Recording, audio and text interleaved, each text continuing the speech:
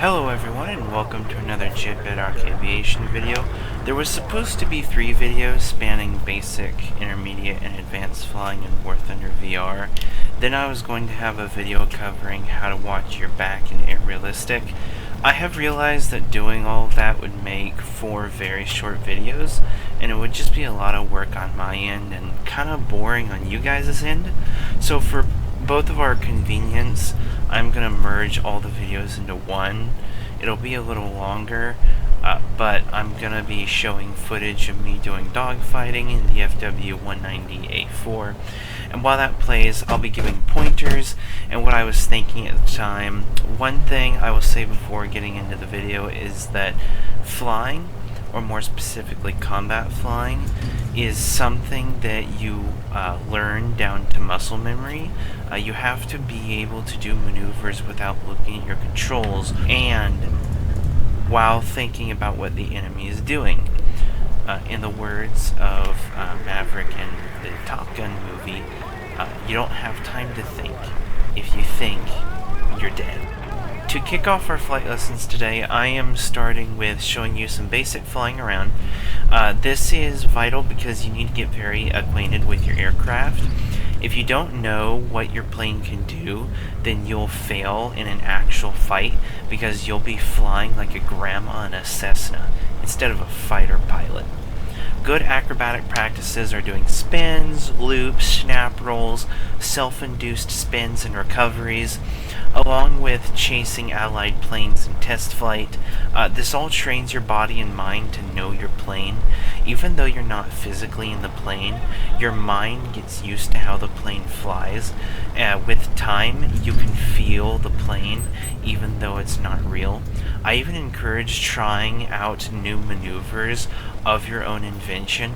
Never be afraid to try something new, even if it causes you to crash. In this clip, my squad mate is surrounded by 4 enemy crafts. In a few seconds, the P-63 is going to engage him. Knowing that most all War Thunder players have tunnel vision, I'm not worried about being intercepted or tailed by one of the 3 remaining planes. Now that is an assumption I'm making from experience. Always be ready to be proven wrong. With that said, I think the other planes got scared and ran from the FW-190 that was roaring in. So the P-63 has engaged my squad mate in the pink. I roll into an inverted dive and fall the P-63 down. As I chase him, my shots are missing, but they're getting super close.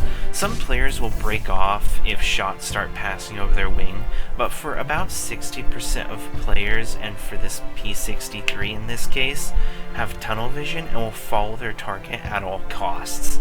Obviously, when you have someone in this position, you want to shoot to kill, but if you miss, it's always a plus if they bug out.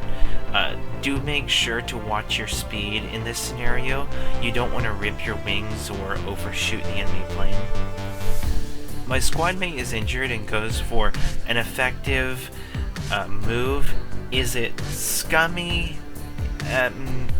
That's really a personal call, but it usually works. He saw an allied P-8 and flew past him. The P-63 was flying with 2 brain cells and stopped behind the P-8. Because I had stayed with him, I kill him while he is sitting still. This clip shows how you use the little radar in the upper right of your HUD to see enemies that are coming up on your 6. I look at the radar and see a blue and red dot behind me.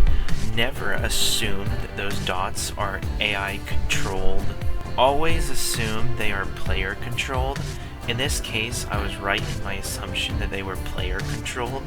By looking at the radar, I guess that the enemy is too far away to kill me if I turn around. I turn around to find enemy 109 that just killed an ally. Knowing that I am at a low energy state and not as maneuverable as he is at our energy levels, I duck down and make a run for my airfield. This time he is flying with more brain cells than the P-63, so he turns around before the airfield opens fire on him, and my ally comes around and finishes him off. In this next clip, I fail a head-on with a Japanese J2M5. He lands a single hit on my plane and kills my engines. I have no choice but to try and get back to base, but knowing that I'll never make it back, I drop the landing flaps in gear and go for a gentle crash landing. As I'm slowing down on the ground, I see my squad mate with the J2M on his tail. So, very quickly, without sitting to think about it, I use the last of my energy, I pull my plane around, and this happens. We're the Army and proud of our name. We're the Army and proudly proclaim. First to fight for the right and to build the nation's might, and the Army goes rolling along. Proud of all we have done, fighting till the battle's won, and the Army goes rolling along. And it's high, high, hey, the Army's on its way. Count off the cages loud and strong. For wherever we go, you will always know that the Army goes rolling along. The only thing I have to say here is unless a burning target is still presenting a threat and about to kill you or an ally, don't do what I do here. I only did this because he was gunning for my squad mate. My squad mate and I know each other really well, so he knows it was good-willed, but most all online players would get very angry even if you just saved their lives. This clip is a really good example of a plane that wants to kill my squad mate, but because I'm shooting at him, he disengages and flails around a bit, but in the end he pitches up to shoot at my buddy and he loses his life because of it.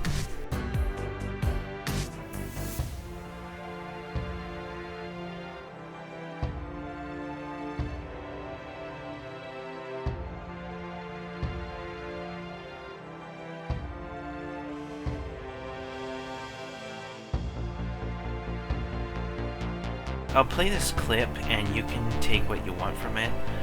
From this clip forward, I'm going to only interject when I think it's important.